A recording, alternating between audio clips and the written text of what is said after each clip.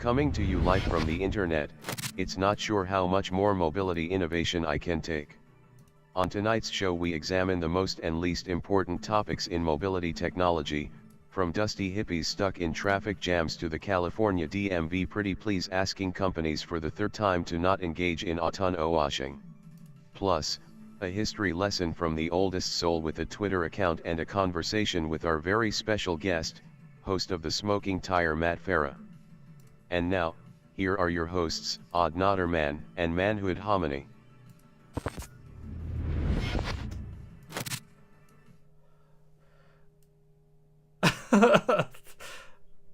Well, you've done it again, Scooter.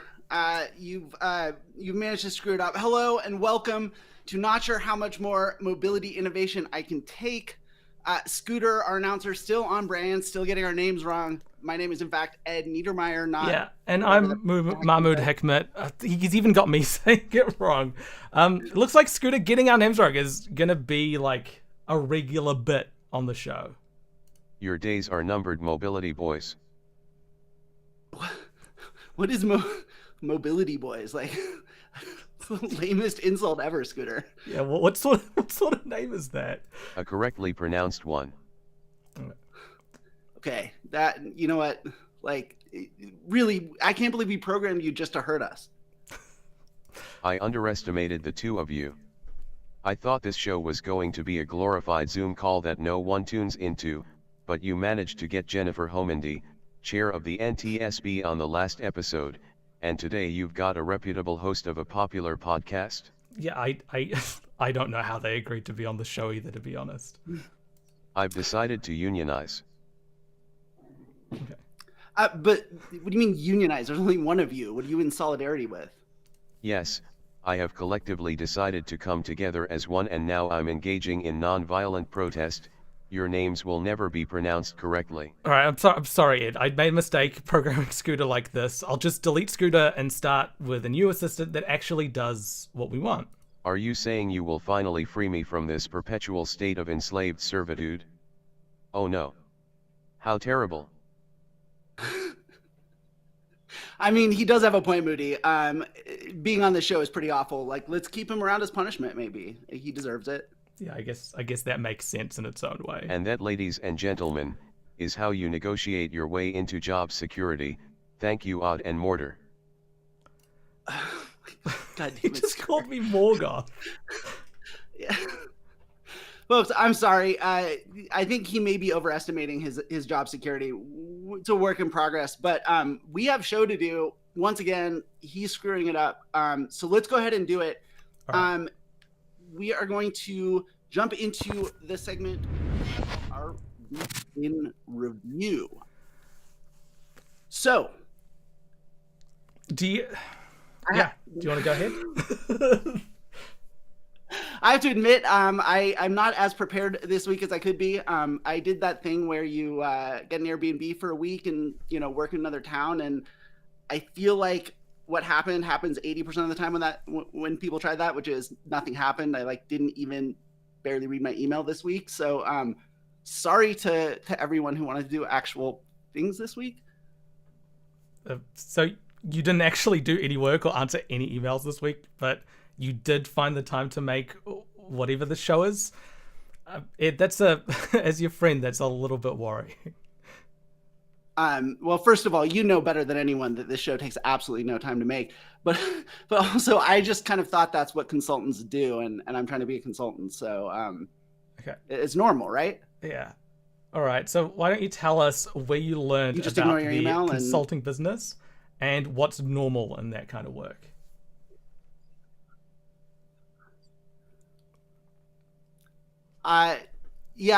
Unfortunately, we actually are gonna have to do that another time. There has been actual news this week. Let's just do the news, Moody. Sure, let's check that one single box on your to-do list for this week, Ed. Let's go.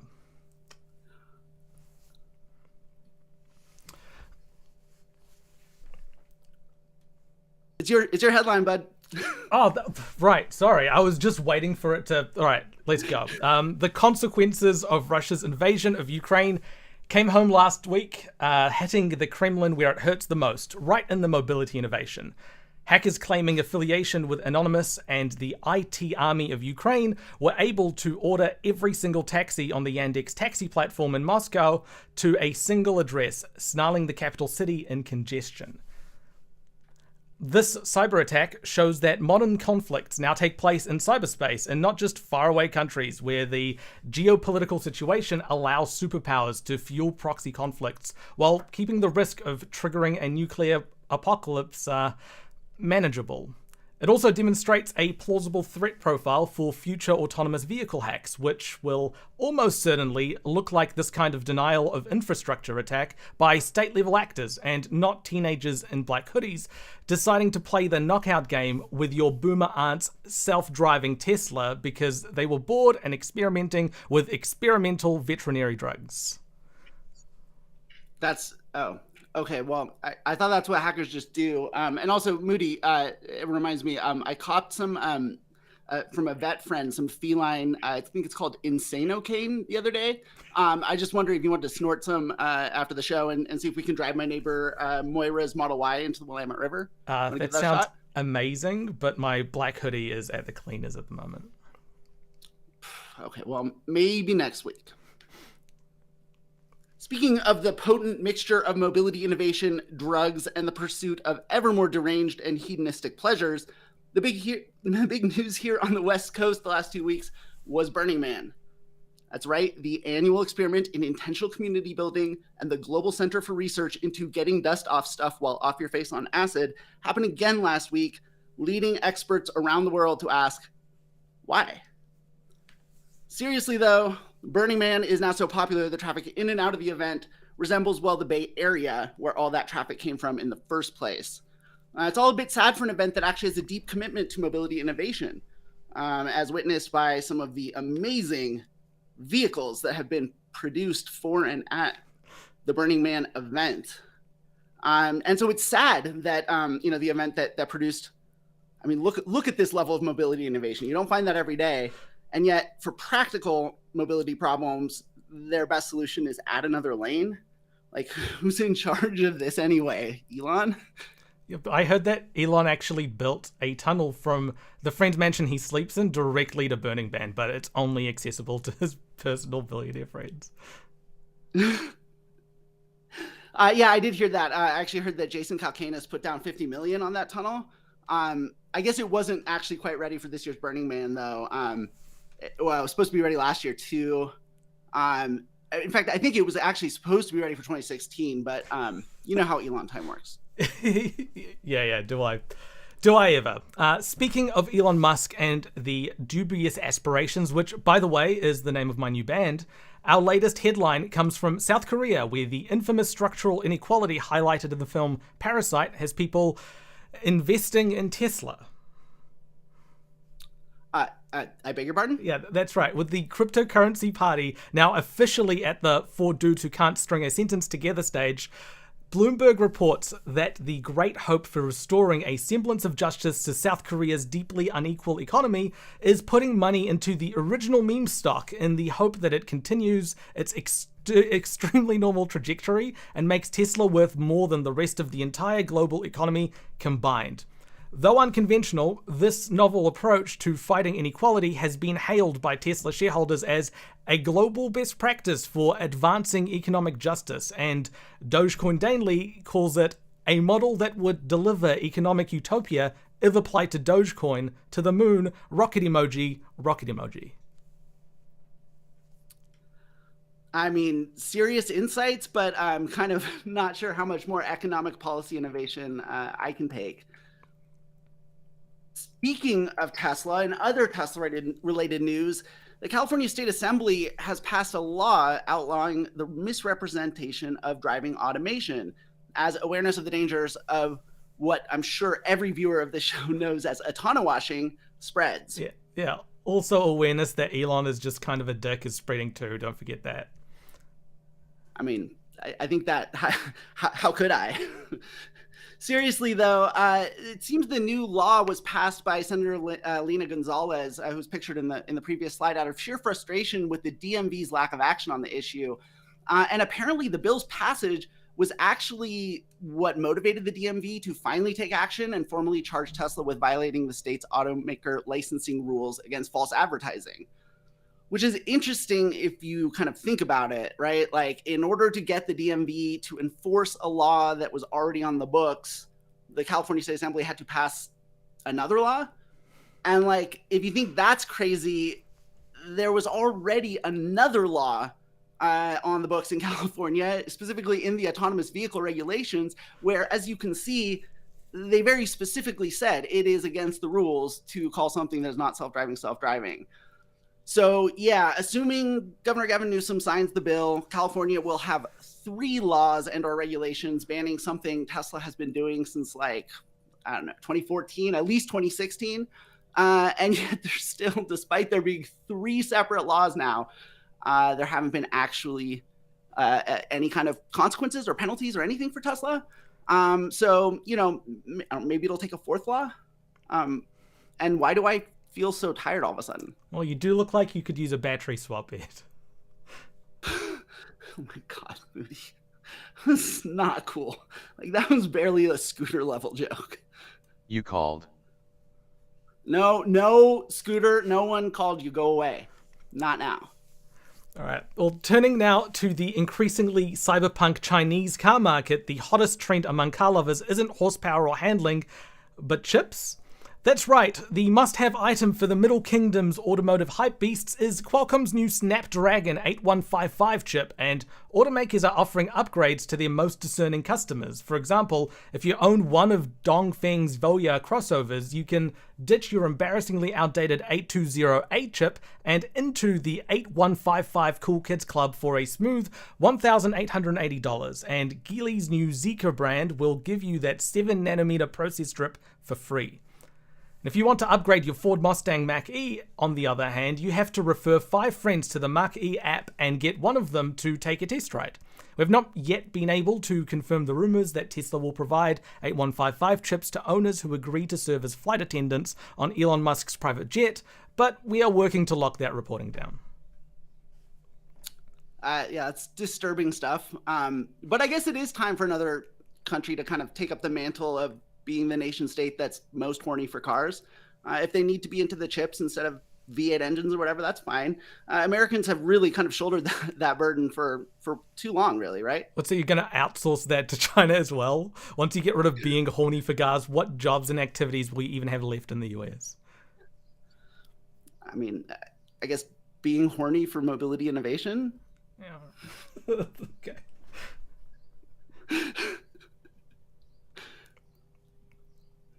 Back to some serious news, though. We need to check in on our new regular segment for the show that we call SAE Level 5 Death Watch.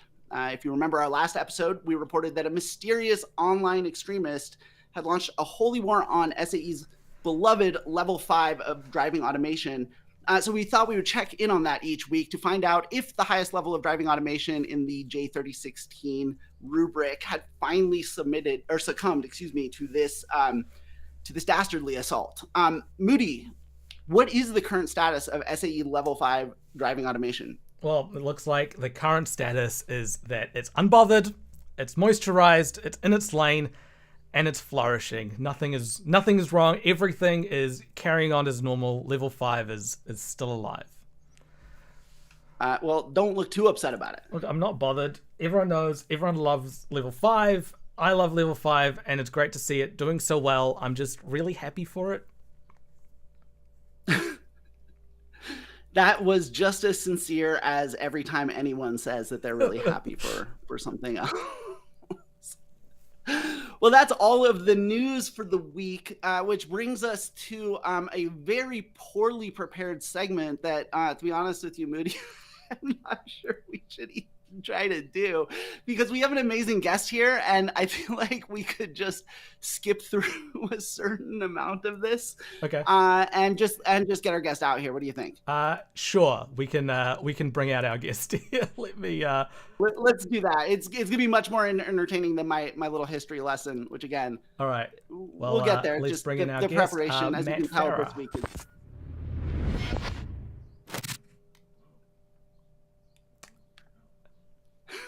Hey, Matt.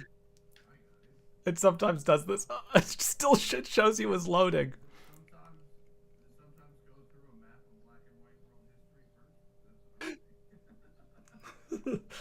Hopefully that's not what the audience is saying. We do. Is there an audience? There is an audience. This is what happens when we let Scooter do the bookings. Speaking of scooters, Matt, you're famous as a car guy. No one can hear Matt. No one can hear. No one can hear Matt. Okay, so we're just talking to ourselves here. Yeah. Where is guest camera active? There we go. Let's go. Cheers, Matt. This Salute. is You're very good. fantastic. We're Yeah, pros. Yeah. It's a professional show. It's all working. Not yet. Moody, do we need Matt to like refresh or something? Or yeah, this is like live wrangling of everything. Yeah. Okay. We're really figuring it out here. You guys just let me know what I can do to help. We've got you. You're here. You're on. We've got you. Okay, good. You've got me. Yeah. Shazam. Now this is a show about technology. Now we are really getting well, there's places. There's one side sort of AV that's harder than the other side. That's what I Yes, the side where you do the AV is harder than the side where you're watching something that is produced audio and visually. Yeah, well, I'm saying like we can build autonomous vehicles, but like getting AV links is like I'd much rather just build a vehicle. Yeah. We joke about this being a glorified Zoom call, but literally I pitched it to Moody as let's just do a Zoom call once a week, and he was like, no, let's do a real show. So all of this is like he asked for it. Don't yeah, Zach, it's like my podcast producer Zach has been sick because he went to Burning Man and got the actual flu, not COVID, but the actual flu. I didn't know. I thought it was like polio. I thought it was gone, but no, he got the flu, and so we've literally been doing our podcast like on Zoom from home. And listen, the simple stuff is underrated. It just works. Look, like I get it, a Zoom call would work, but I was like, look, Ed, it'll be too smooth. I want things to mess up halfway through the show. The only way that could be satisfied is I have some complicated rig that I put together and I need to change links halfway through and embarrass ourselves in front of the guests. We set the bar so low, so like everything else afterwards is like impressive. Yeah. Okay. Cool. I'm happy to be. I'm happy to be the started from the bottom portion of now we here. Yeah, this is the flat part of exponential growth. How do you do a show about mobility technology with like out all the technology kind of being like janky and breaking down half the time and not even really working as promised? That's a very good point. The people behind Bird would be very proud of you both right now. So I want to. Okay, so first of all, one of the reasons we wanted you on this show as our second guest ever after the chair of the NTSB is that. So I'm sort of a car guy at this point. I mean, I've been very involved in the world of cars for like quite a few years now. Moody, on the other hand, 100% in no way a car guy. Moody, tell Matt what kind of car you drive. I drive a 2010 Toyota Sai. Not sure if you have those in America. It's like no. It's something that's too lame for America. Yeah. It sits in the middle ground between a Camry and a Prius. So it's like it's halfway there. A PSI? Sai, like the Greek letter? No, SAI, Sai, like the. Oh, like in Japan. Yeah, the car is Japanese. I don't understand any of the settings on it, but it's like a Toyota hybrid that you don't need to think about owning. Like it's the car. It's like the cornflakes of a car. It's the HS250. It's the HS. Oh my god! It's the HS. It's the Lexus HS250. It's the Lexus HS250. Right? Yeah. The most boring car ever made. It was too boring for Lexus, which is really an extraordinary level of boredom. I can't tell that's you. like. I can't tell you how excited I was when I first got this car, because it was it's my first hybrid. Like, I've never cared about cars. Like, and it's obvious by the choice. It's just not a. So that car was when they Lexusified the Prius, and then they went, well, that's not going to work. Let's send it back to a Toyota, but for markets that have never heard of a Lexus. Yeah, Basically.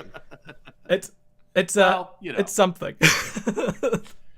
I mean, it's not like you live in a country that has some of the greatest roads in all of planet Earth or anything. No, It's like not we're one of It's the. not like you live in a famously car welcoming and car friendly and beautiful country to drive with epic roads, or some of the most legendary imported Japanese vehicles of all time, or anything. I don't know. We're one of the we're one of the few countries that have a higher death toll per capita than the US on the roads as well. So, Well, that's for a very interesting reason. It's because you're fucking nuts. Are the New Zealanders are the Kiwis crazy drivers? I haven't heard this. Oh, yes. Yeah, we're not good. We kind of forget how to drive when it rains. Yeah. Which is funny because it rains a lot there. So they have experience. Yeah. They just have very short just we don't- memories. Have you driven here before, Matt? Kiwi racing drivers are incredibly legendary. The Millen family, Rod Millen, Steve Millen, Reese Millen, Kiwis, Bruce McLaren, famous Kiwi from the guy who founded McLaren Cars. I did not know he was a Kiwi. Yes. Oh, yes. I didn't know he was Kiwi. So Matt, either. so you're like one of the most famous car guys on the internet, and yet you're like also one of the only like actual car guys who like real car guys who has like good takes on mobility innovation as well. It's a very rare, like not a lot in the overlap of that Venn diagram. And so I'm kind of curious, like just, and the thing that leaps out to me is like the fact that you sort of famously ride around LA in a scooter, which is like not something that I feel like most car guys would do, especially in a town like LA. So I'm curious, like, where does your open-mindedness come from? Like, how is it that you've been this car guy, but like you're open to other forms of mobility? I have like a real from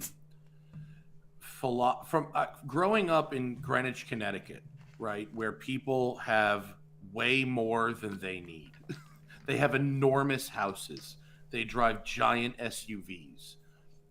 They have horses, and jets. I realized, especially when cars started getting really big, that there is something very nice about not using more than you need. And so I believe I dated a girl who had a Vespa, and that was my first motorcycle experience, was riding a Vespa. And I found it so enjoyable and so practical and so easy and fun. And I always felt like I was on vacation a little bit on a Vespa. And when I moved to California, I realized like lane splitting is legal here. And that's such a civilized thing because it allows you to move through. It rewards you for using less than you need in a way that only sanity can do, and it's actually safer than not having lane splitting. And so for a while I wanted to be like big bro-y guy. Like I actually owned a Hummer, H1 Hummer, like a Schwarzenegger Hummer in 2005. Like I wanted to be that guy. And I learned so quickly that I wasn't that guy. And I tried to tend again to be that guy by buying a Ford Raptor in 2010, and actually trying to use a Raptor as a regular car taught me how stupid of an idea that was, and taught me that I actually had to inconvenience myself to look to be seen driving a certain thing. And that's not to say I didn't go off-road in the Raptor a couple of times and have fun. I did, but I realized how much more space I was taking up to my own inconvenience. Mm-hmm. And I realized the virtues of small things, practical things. And granted, I have 7 cars, so it's not like I'm like a monk or something. But I recognize that our infrastructure does not accommodate our literally expanding tastes for huge vehicles. Our environment does not accommodate these very wasteful vehicles, and I think that there's this ego thing that comes with a lot of being a car fan of like, yeah, power, and fuck the environment, yeah.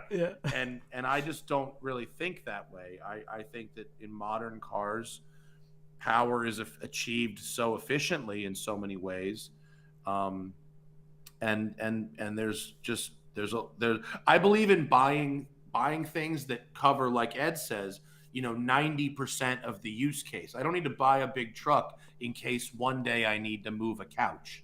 I'll rent a truck for a day if I need to move a couch, and it actually improves my life in many ways to have a much more appropriate vehicle for living in the city, taking up less space, using fewer resources. And I'm not a monk or a martyr, but I like my Vespa with 80 miles per gallon and lane splitting. I like my electric bicycle. My new house that I'm in right now is only about 1.5 miles from my new shop, and I've been riding my e-bike to work, and it's fucking great. It's great. It's the same speed as a car. It charges in 30 minutes. I mean, it's awesome, and it's fast. You can get places faster, right? I mean, that's to me a scooter or e-bike. There are in some towns anyway, you can get places faster. And my e-bike rips. My e-bike is so dangerously fast. It does like 42 miles an hour. It's a vintage electric bicycle. It's, I think, the fastest e-bike on the market in California. It is so fast, and because it's a bicycle, there are no laws. Like there's no stop signs, don't apply to me. Like, I don't give a shit. I'm flying to work. It's great. No laws, just innovation. Right, pure mobility, absolutely pure. But yeah, no, I have some classic cars and collector cars, and I think there's room in the world for historically significant collector cars. I don't think we need to ban vintage Porsches or anything like that, but I love, my wife and I share a Ford Mach-E. That's our only modern car, and we really like it. And I've got my scooter, and I've got my e-bike, and man, that stuff gets me around great. And then I've got, I burn gasoline on the weekends. It's really rare to come across a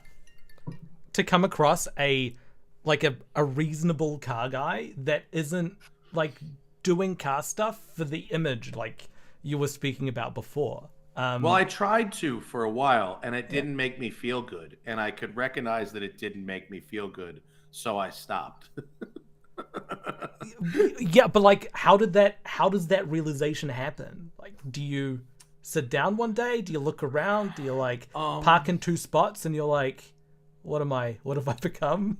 I think I realized at some point that learning and listening was more rewarding than being set in my ways and deciding that I was always right and refusing to change. You know what I mean?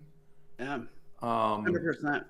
I think the more I started reading, and also look, I came from money, right? My father is a very successful businessman. I'm very proud of him. He's very smart.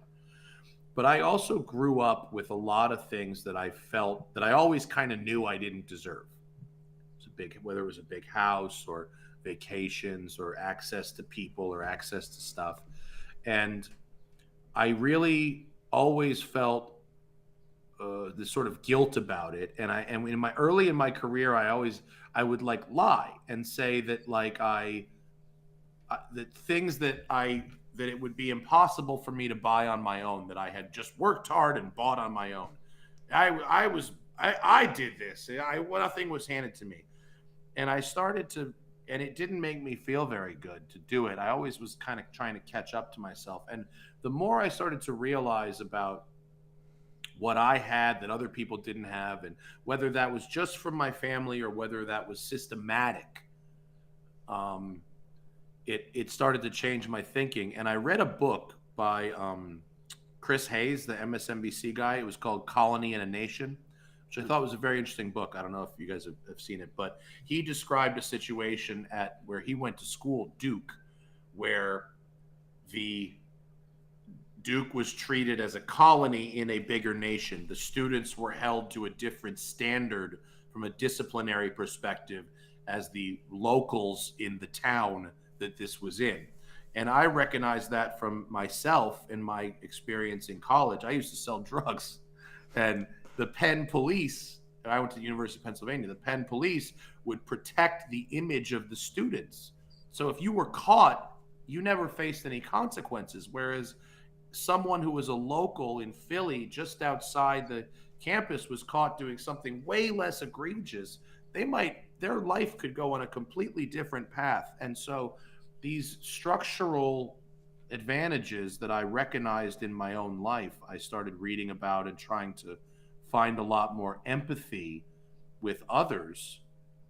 And that's kind of how the search to empathize with other people's perspectives is, I suppose, how I landed here now, juxtaposed with the fact that I love sports cars. Mm-hmm. and I want to see, companies make good and better cars, but I ultimately recognize so much advantage that I have in my life that I seek at least to use my voice to make the world a little more equitable, coming from someone who is on the high side of that inequality. That's uncomfortable though, and that's not a thing. That's like going against the grain, like the self-preservation aspect of like, I got this because I deserve it, as opposed to, well, maybe I just got lucky and I'm in a nice situation. Let's see how others are. That's like what's weird is that I'm happier just admitting the truth. Yeah. Well, and I think it kind of gets to like what's the point of the internet, right? And like it's funny because like the main mode of social media and everything is, so much of it is posturing or like building up this image. But like when I first started on the internet, blogging at truthaboutcars.com, like I didn't know anything about anything, and so I knew like all I could do when I was making content is I wasn't gonna have like a take that was so well informed that I could end a conversation. And so what I had to do was like have a take that would start conversations. Mm-hmm. And I feel like there's a really a fundamental difference between whether you're going out on the internet to build yourself up and make yourself look a certain, which everyone does, I think, to some extent. But I think what you're getting at is it's like when there is some vulnerability, when there is like, I could learn something from you. I want you to join this conversation. I want to hear your perspective on this because you may have like approach cars or whatever it might be, right, from a totally different perspective. And I think especially when you get into this like unknown space of like mobility technology, what's the future going to be? The more people you bring into those conversations, the more perspectives you hear, the more chance there is like we'll get to something more equitable and better in the future, right? Yeah. And what I'm most concerned with now is that we've got this sort of, technocrat gilded age where, and I just finished Paris Marx's book, which I thought was excellent. Road to Nowhere. I thought that was a very good book. And a lot of Alyssa Walker vibes in that one. And I really think that it's concerning how much faith people have put in technocratic leaders who have had wide latitude to remake the entire world the way they want it without the consent of people who are relying on their services. And yeah, I mean, yeah. Oh. Go ahead. Oh. I'm sorry. No, my internet bumped for a minute, but I think like to me that was one of the things that made me really interested in working at PAVE, Partners for Automated Vehicle Education, was that the legitimate players in the AV sector have this like very unusual thing among technology companies. And again, I don't want to like whitewash any of it, but they say that they want to earn the public's trust in this technology, and they feel that if they lose the public's trust, that it could destroy their entire, business opportunity, which may or may not exist anyway. Yeah. It's a whole separate thing. But to me, that jumped out as something this is not how technology companies usually do. Usually they're like, we got the minimum viable product, let's blitz scale it, let's push it on everyone, and then just sort of, before you know it, it's just part of our world and you can't get rid of it anymore, like Facebook or a million other things, right? Yeah. And that was a fundamentally different approach. Now, again, like, I'm not saying the AV sector is perfect by any stretch or free from the kinds of things you're talking about, but that was a real difference for me. Yeah. And you know, a lot of folks like for instance, you know, my parents who are objectively good people, you know, they're friendly, they're hardworking, they're not flashy or frivolous. They give lots of money to charities. They do all kinds of good things that almost anybody would look at the pie plate of their lives and go, yes, good people. But they are susceptible to things like, oh, well, if this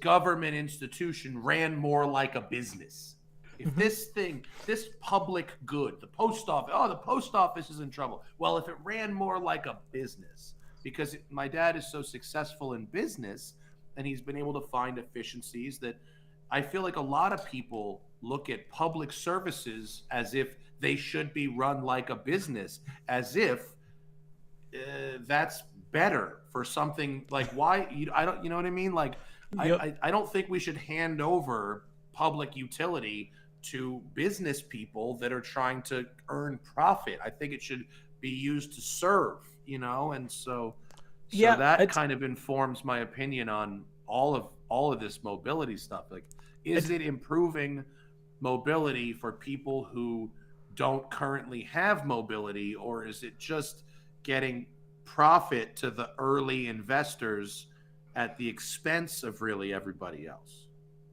I have the exact same struggles. I like the same sort of friction in the relationship with my father in terms of, like, he's won like entrepreneurial awards and businesses as his life, etc. And I mean, if you look at his perspective, it's like, yeah, I'm a real self-starter. I was able to put things together and onto it and all of that. And I'm very proud of everything that he's done. But then there's also the other side of, like, people who don't have the capacity or the ability to do that as well. I think we can recognize that people who excel in business are exceptional to a certain way or are built slightly different to the majority of the world. And I don't think people should be left behind if they don't have the motivation or the intelligence or the ability to go about and do stuff. And I think that that's right. a real blind Does spot. Life have to be earned?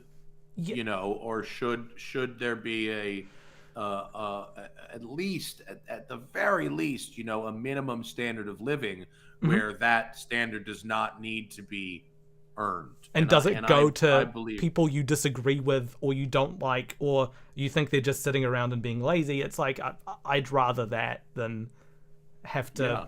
But this is turning into Redcast. I think this is like, I need to change the hue of the back to red away from purple. But if we want to talk about you know, cars, right? Yeah. Like, let's bring it back to cars. Like, does switching from gas cars to electric cars, and I mean personally owned. Hi, Finn.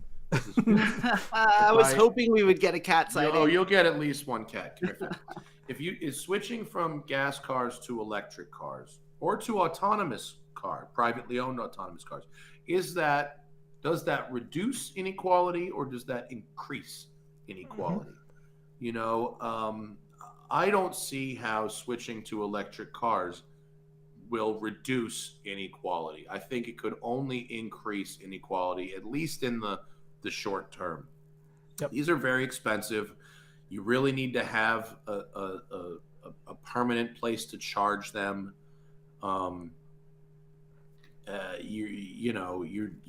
They're not great for very long commutes, which many lower income people have to deal with, you know, these days. Lower income would have to buy it secondhand as well with a reduced battery capacity. So you're already looking at inequality of mobility radius, if that's something important to you. Well, and EVs are right. They're transacting at you know, the the price of a luxury car essentially, right? Like it's I think the average transaction price in July like was at a record high for just all cars, and it's like over 45, I think getting to like 48.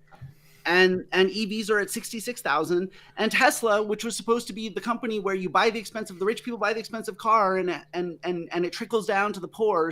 Today, their average transaction price is $70,000. Are you saying that trickle down is a lie? No.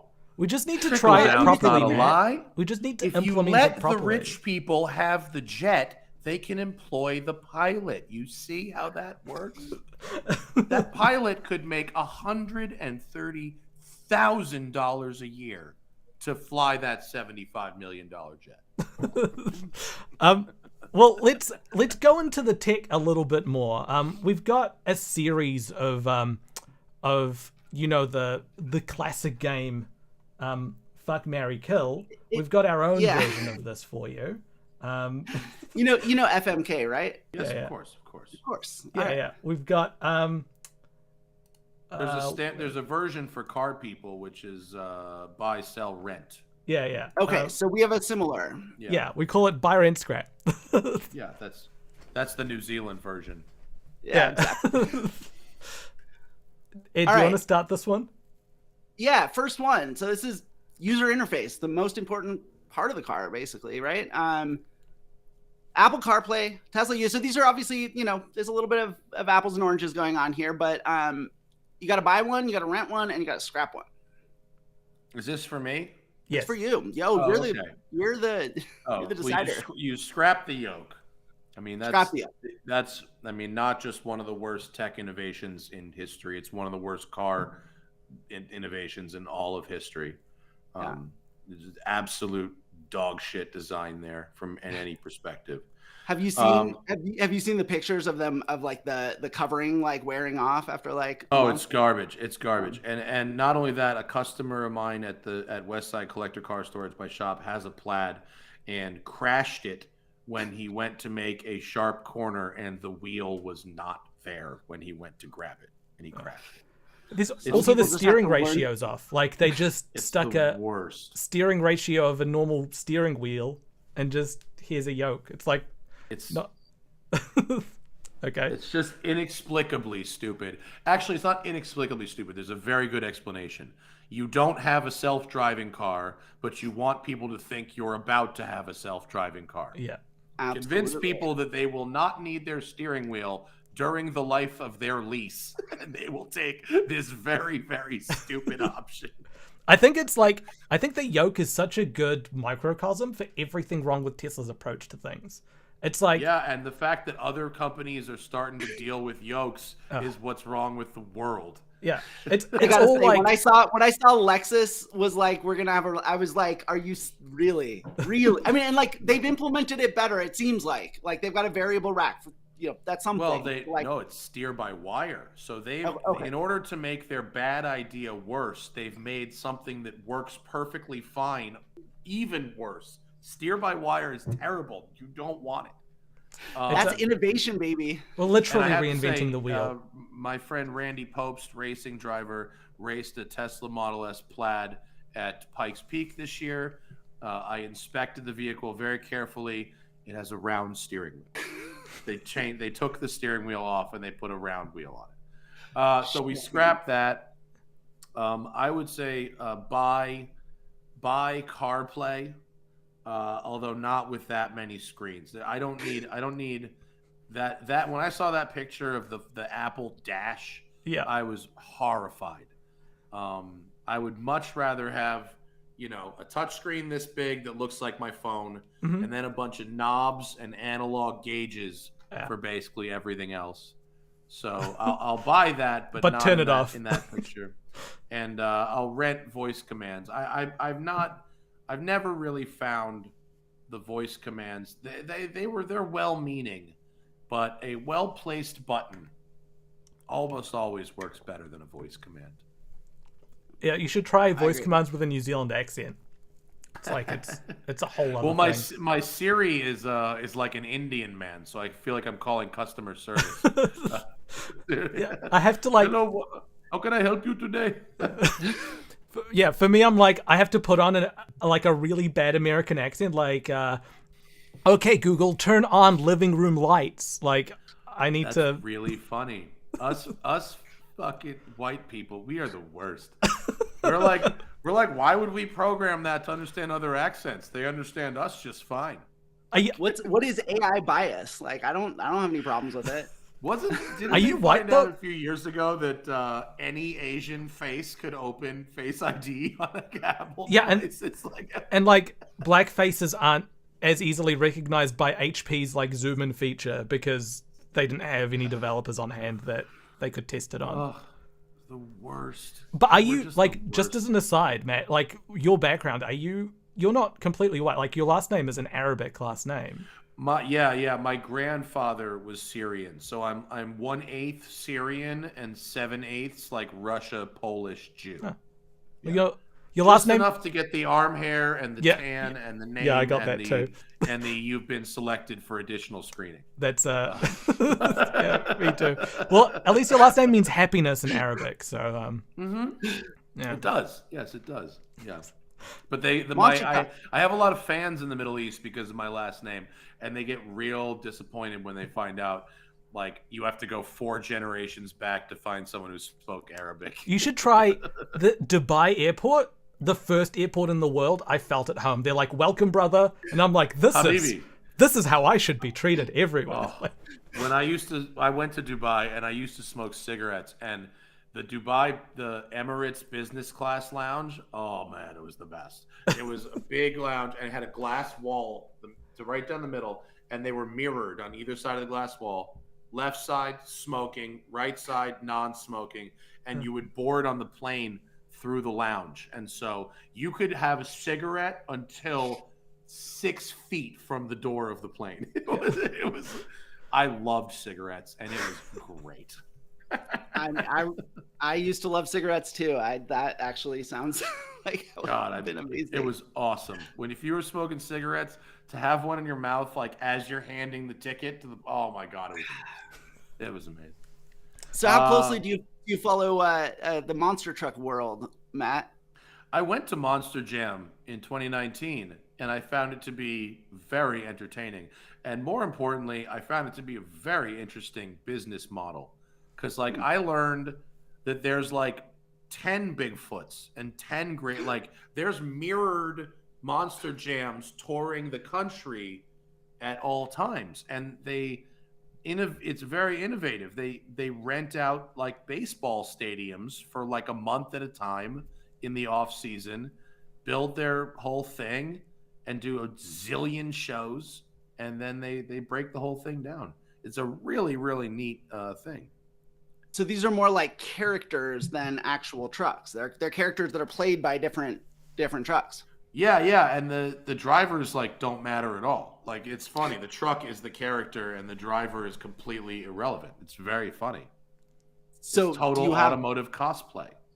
Yeah. So who do you marry? Who do you? Well, I had to marry Bigfoot. It's the original. It's the legend. Yeah. I would rent Gravedigger because it's a dirty, dirty girl.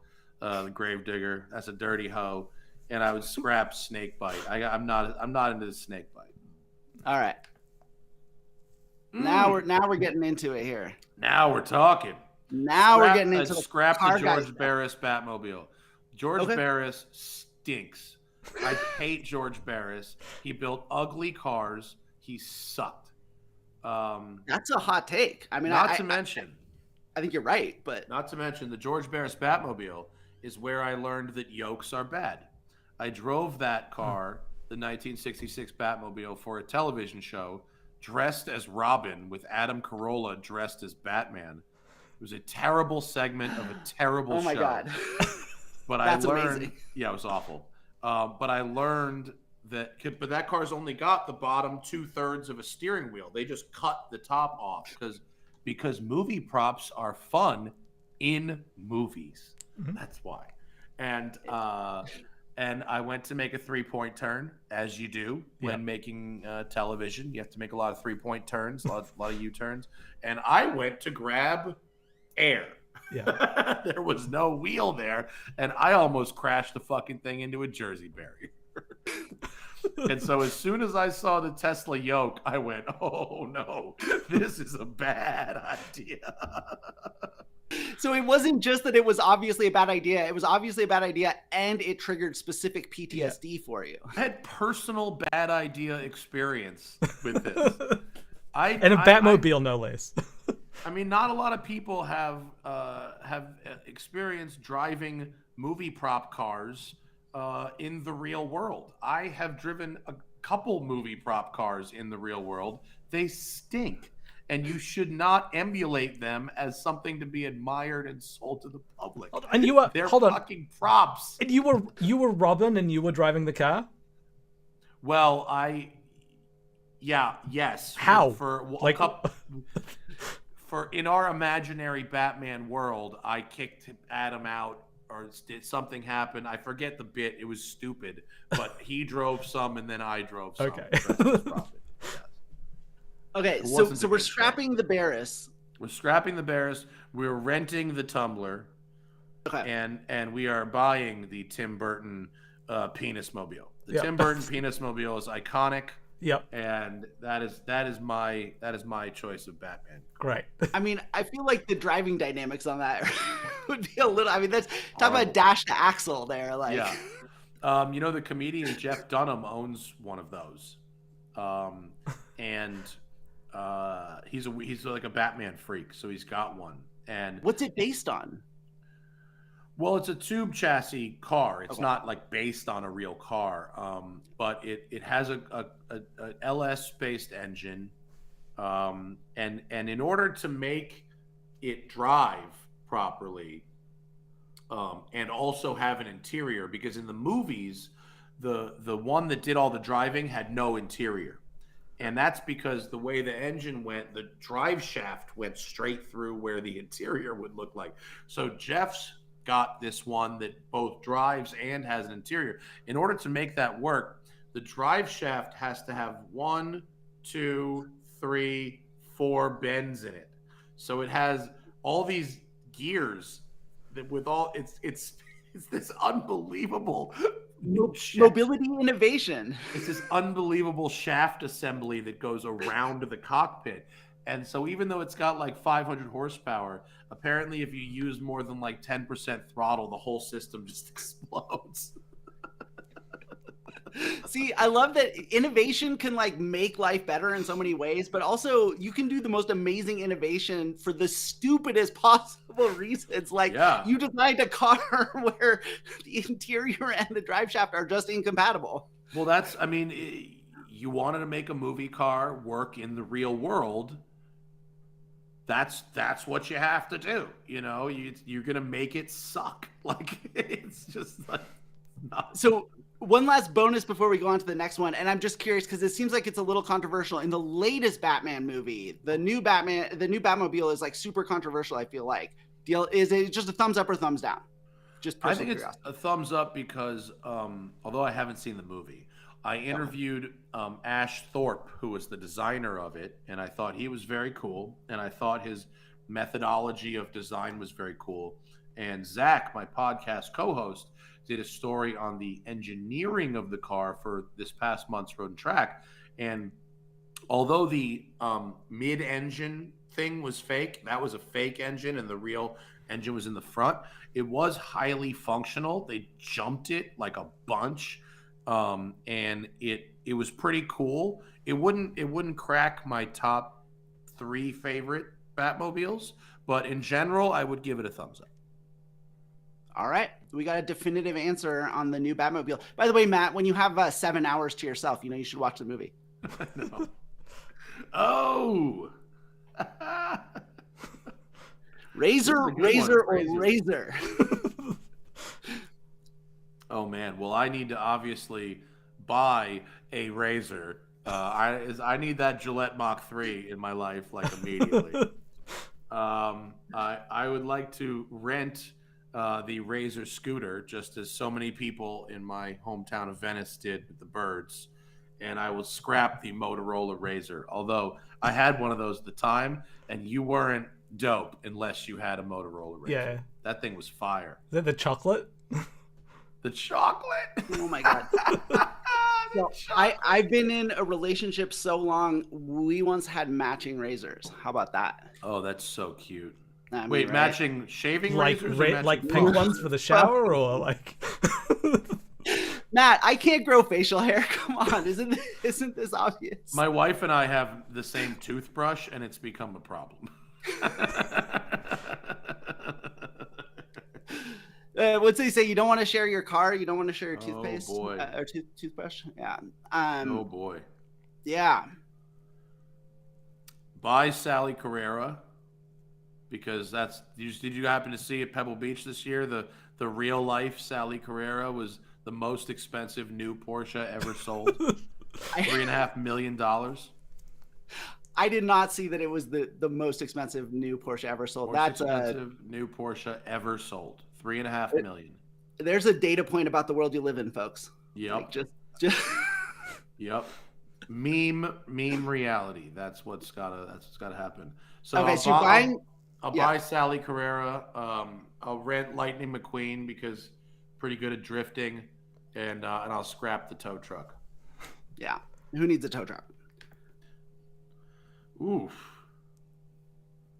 I will buy F1. I will rent NHRA, and I'll scrap NASCAR. And I feel like it's cliche to shit on NASCAR, and I'm not trying to shit on NASCAR. I just don't find it particularly interesting.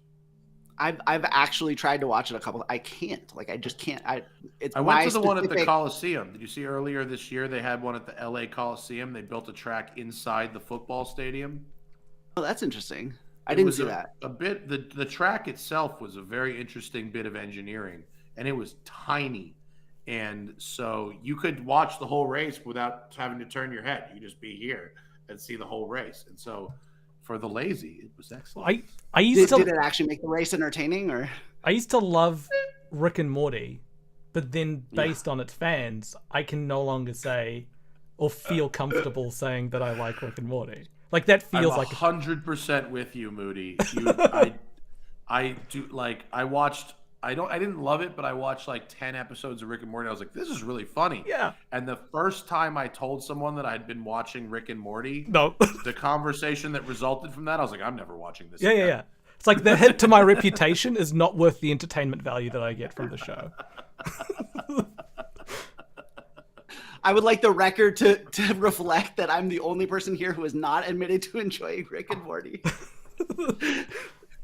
That's funny. If you've never been to an NHRA Top Fuel race, though, that is something that is really worth watching. It's crazy. We do have. Is there? Well, just really quick, Moody. Is there a kind of racing that people may not have watched that you think they might enjoy, that they might just not be aware of? You're asking Moody or me? I'm asking you. Yeah, sorry. Oh. No, Moody knows nothing about cars. The only race I know is the race to level 5. Rallycross is great. It's basically rally racing in a stadium, wheel to wheel. I love that. Ice racing is incredible to watch. If you can ever watch that, it's really wild and beautiful. Oh yeah, ice racing. Racing is amazing. Motorcycle racing is really wild to watch. MotoGP is very cool, and it's hard to watch it. But when the coverage is good, rally is like WRC, World Rally Championship is amazing. And in New Zealand, they have a very good culture of amateur motorsport. They have hill climbs and street sprints literally every weekend around the country. And so they use their roads. They turn their roads into race courses every single weekend of the year in New Zealand. And I love that. That's fantastic. And it's all completely wasted on Moody. Yeah, Look, I'll go a lot. Like, bring me along. I'll have some beers, and it'll be me touching grass. Like that's what I'm doing. Rather than like going to see it. It's like cricket. So I have one. I'll watch one motorsport event I've been meaning to go to for the last couple of years, and I didn't do it again this year. It's only one. It happens once a year in one place. and apparently it's so it happens. It's a town called Lind, Washington, which you probably have never heard of, and it is apparently the Indy 500 of combine harvester demolition derbies. Oh, that sounds excellent. I mean, there's like those like white trash motorsports are great. Figure eight, school bus racing, you know, reverse minivan, chained boat trailer racing. I mean, they come up with all kinds of crazy shit, and that stuff is totally worth watching. Yeah, that stuff's incredible. People are doing it for the right reasons, right? Yeah, it's not about the money. It's not the winner gets to, you know, fuck somebody's cousin, you know, maybe even their own. You just never know. I mean, it's just total white trash, free for all, and it's fantastic. Okay, how are you for time, Matt? Do you have another 15 minutes? We've got another game for you. I do have another 15 minutes. Yes. Great. Are you familiar with tier lists? Tier lists? Tier. No, but enlighten me. Well, it's a thing that the young kids do, where we've got a series of Is fictional that like ranked choice voting? Yeah, ranked choice. So we've got 5 different tiers, and we've got a series of fictional vehicles from different franchises. And I'd like you to help us rate them. Like, what do you think? Like, you're in charge of this, and we can discuss each one in order. Is right? Is that Sorry? what I do? Okay, yeah, can you make it the big screen though? Because it's just the small screen right now. It's too small. Yeah, I can. It's only on the little screen. I can't see it on the big screen where the buy red scrap game was. Yeah. Yeah. Maybe I can. Should I stop sharing? No, I'll need to share from my side to there. It'll be a bit difficult. I'll tell you what each one is. Okay. Yeah, the pictures are small anyway.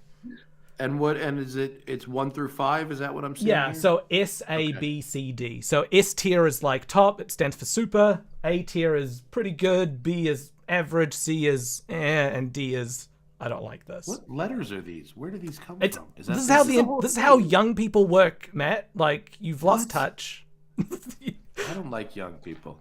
Matt, I had the same thing when Moody pitched. He was like, "Trust me, young people will get it." I'm like, "Okay." All right, this cool, is, man. Whatever. This is what we need to exist. S, A, B, C. I can rename the tiers. I can, if that would make you happy. 1 through 5. I mean, I don't. Whatever. Okay, let's go. 1 through 5. So 1, okay, 2, 3, 4, 5. Is that? Got does it. that work Okay, better? sold. Yes. Okay, great. Yes. Okay. First vehicle. It's the Batman penis mobile that you were talking about before. And what am I ranking them on? What is the criteria? Good question. Like Matt Farah. Matt, like how Matt Farah they are? Well, this looks like a penis, shoots fire, could never exist in real life and be very difficult to park. I'm gonna give it a 4. It's not 4? good. It's not that good. It's a Not good that movie good. car, not a good real car. Okay. Next, the Homer. The Homer's a 5. The Homer's a piece of junk. I'm not into the Homer. I like it as a TV car, but I'm not into the Homer. Okay. It's like you go to someone and you're like, "What do you want out of a car?" And they're like, Everything. Yeah. The Wiggles' big red car. I don't know the reference. I think it's like New Zealand. It is they're actually from New Zealand Australia. reference. The Wiggles is these. I know who these guys are now.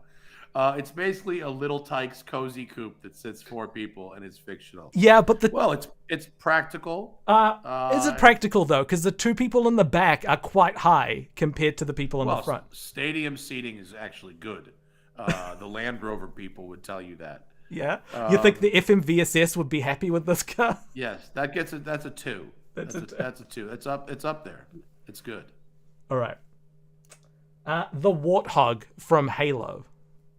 Oh, highly functional, great turning radius with the 4-wheel steer, convertible. That's good. Oh, that's also good. I mean, I'd give that a 2. I'm not sure what would beat that, but Yeah. But something You'd go might- above or something might- below the big red car. Does it have to be above or below? No, I could just put it in there. We can just Yeah, categorize. It can be tied. Oh, all right. I don't know the rules of the game, yo. It's I'm sorry. whatever. It's very flexible. You can make it whatever Okay. you want to be. Okay, cool. All right. What else you This got? is your list, Matt. Like this is Okay. I like the Warthog. Halo Warthogs are good. yeah. I'm more partial than the Banshees, but that's A Halo Warthog is basically a Myers Manx for the modern era. with a gun on it. Yeah, well, it's America. Of course. Yeah. Chitty Chitty What do you Bang have Bang. next? Chitty Chitty Bang Bang. I once interviewed Dick Van Dyke, Oh, who we asked, me and Spike Ferriston, and we asked him to review the Chitty Chitty Bang Bang car. And he was like, it was a shit box. He said it was junk. It was really funny. I think that I'm down by the Homer. It can based on fly, Dick Van though. Dyke's, based on Dick Van Dyke's review of the Chitty Chitty Bang Bang car, he's saying it was a piece of junk, but I it think you can need to- fly. but you can consider them like in their fictional universe. So like this is Chitty Chitty Oh, Bang Bang. within its own universe? Yeah. Well, flying is good. All right. Well, I guess if the object yeah, okay. So it's a 1. It can fly. That's the best. The best car of all is one that can fly. All right. Well, we've got the And it's like DeLorean coming it's up like from Back to the sentiment, too. Future. Well, which Back to the Future? Back to the Future 2? Does it have a hover conversion done? Oh my god, this is too much for me. What? Does it have Mr. Fusion on the back? Because that would be Back to the Future 2. If it doesn't have Mr. Fusion, it's I don't Back to the see Future it. 1. Yeah. So I it's think Back it's to the Future 1. Let's say 1. So 1. you can time travel, but you need to carry plutonium, and you can't fly. Not particularly functional. I'll give it a 3. 3. All right. Wow. Also, you can not a defy lot the of headroom in there. can defy the laws of physics, but only gets a 3. This is Defy the laws of physics, but only once, unless you've got more plutonium. Okay, fair. What was this one called? The Family. The family truckster. So the family From- truckster, Wagon Yeah. Queen family truckster. Yep, that's Um, one. I mean, look, did exactly the thing that car salesman said it would do. You think you hate it now? Wait till you drive it. It's a true statement. Impressed a beautiful woman driving a Ferrari. Right. Yes. Christy Nostalgia Brinkley as well. in a Mondial. I would say. I mean, honestly, it really achieves its mission. It's got to be a 1. It's got to be a 1. It's a highly practical and iconic vehicle. I'm liking this list. Okay. This is good. More fictional vehicles. Fred Flintstone's car. Oof. That's a Very 5. sustainable. Very sustainable. Sustainable in a world where we're trying to like isolate people from how the road feels, how fast they're going, the noises around them. This is the opposite. You know has exactly no how fast steering. you go. It literally cannot be steered. So you have to lift it up and turn it and point it somewhere, and then it can go. I'm Yeah. gonna give that a 5. That's bottom of the barrel. There is zero chance of disengagement, like driver disengagement or distraction. It's Yes, All right. but if you have to stop quickly, you end up with no skin on your feet. Greased Lightning. Another Flying car. Greased Lightning is there's a lot of sexual harassment in Greece. Yeah. Especially- Grease Lightning does burn up the quarter mile, but at the same time, it's a little rapey. I mean, it's a little rapey, and It is. honestly, if I saw someone today driving a car like that, also a little rapey. Yeah, you're right. Like the lyrics to the song are horrible. Like I thought they're much more innocent when you hear them than when you read them. Yeah. Yes, exactly. Given a choice of the chicks it's like will scream. Paradise by the dashboard light. Yeah. It's like given the chance of like the chicks will scream. They're like, well, we could drop the S in that sentence. Like, why? Like, what do you add? What do you add from that? It's like one step below the implication. Yeah, exactly. Always. Yeah. That's a 4, because he only thought it was fast. It actually is. It probably runs like 16s in the quarter mile. Well, with the Grease Lightning is implication, probably slow as shit. with the implication, you can at least like jump in the water and swim away. He literally takes Sandy in the air. Like there's no, there is no way out. Yes. Like it's much. Go. All right, let's go. Herbie the Love Bug. Oh, 1. Everything about Herbie is great. All right. Didn't even Jetsons have to think flying about it. car. The Jetsons flying car. Yeah. You You were talking before about also like a 1. Also you were talking a about 1. before Great how, visibility. but the macho-ness. Like, do you remember the sound it made? Yeah. It's the sound. When I hear a Porsche Taycan, I refer to those noises as Space Jetsons noises.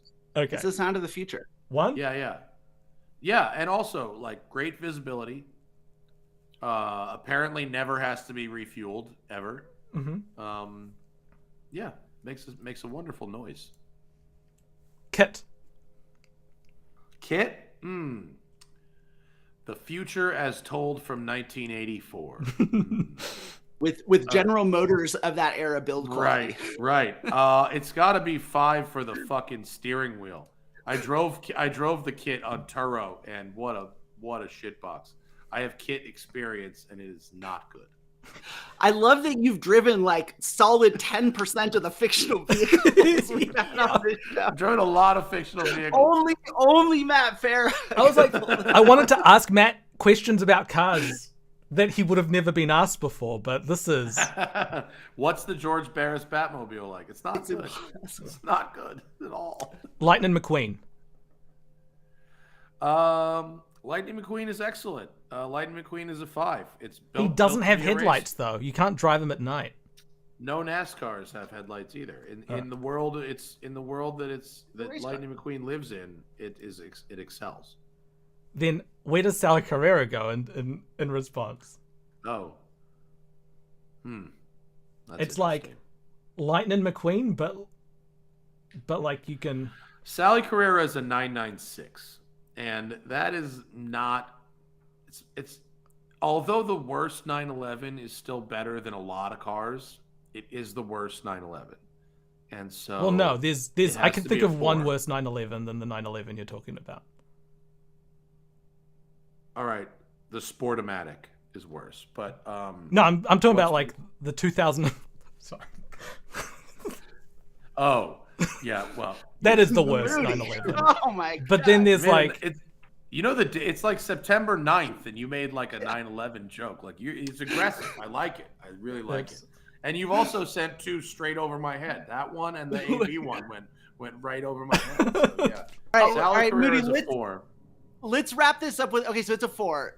Slightly better than the actual 9/11 that happened. there's only 5 left. Okay. Okay. Let's go. Magic School One of them Bus. is my favorite. Magic School Bus. Yeah.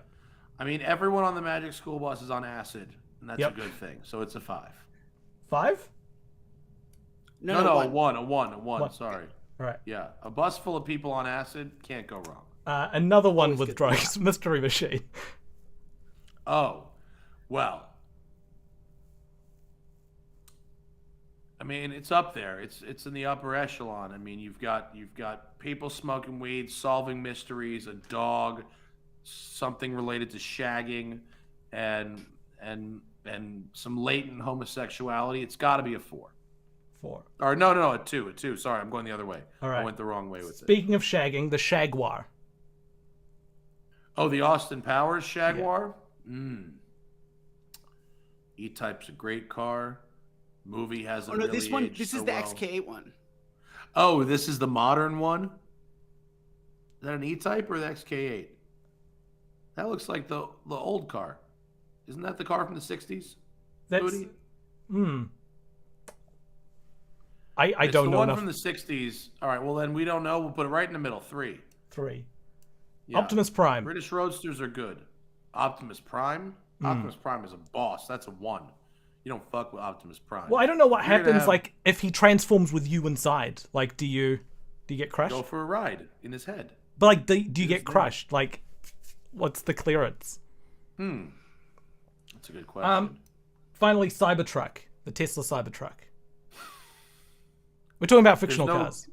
We're talking about fictional cars. Yeah, no, that's a 5. That's down at the bottom of the barrel for fictional cars because movie props should not be attempted in real life. All right. Well, we've got the definitive Matt Farah tier list for fictional vehicles. Did the head of NHTSA play this game, and did they enjoy it? Sorry? Did the head of NHSTA play this game? No, I made a NHTSA? different game for her, which she was exasperated with. Called I called it to NTSB or not to NTSB, where I got a series of different scenarios with weird vehicles and asked her about if she would investigate those crashes or not. Oh, that's actually kind of good. I like that. Yeah, she needed a drink afterwards, say I a think. Tesla using the autopilot software rear ends a motorcycle at freeway speeds. Would you investigate if that person died? It was more like there's like the myth of the world being on the back of a giant turtle, and if that turtle hit something, would you investigate it? Oh my god, you went way out there. We want to ask questions no one asks before. Like this is the All right. that's the thing. Anyway, I think that wraps it up nicely. What do you think, Ed? Well, Ed is lost in his email. Ed's lost. Oh, he's gone. Oh no. That's okay. Oh no. There he goes. He is. He's Ed, what else you got, buddy? there he goes. Uh-oh. Ed, Oh, you no. back? Oh no. That's fine. Oh no. He looks very confused. We could see him. Anyway, Matt, thank you so much for thanks, joining buddy. us. I really appreciate you taking the time. This has been really good having you as our second guest. Thanks for sticking with us Thanks, through guys. all of this. Let's hope you resolve all of your AV issues. Yeah. Well, I promise I'll have every type of AV solved by next time. For sure. Level 5 next week for sure. Yeah. All right, All right. guys. Have a great night. Thanks so much. Thanks so Talk much, to you Matt. later. You've been a great sport. All right, bye. Bye. Thank you for tuning in to Not Sure How Much More Mobility Innovation I Can Take. If you enjoyed the show, consider liking and subscribing to the channel. Links to everyone's social media in the description below. Tune in next time to see how else I can undermine this show. Bye from Scooter. These two are professionals and the last words of this episode will be pee pee poo poo.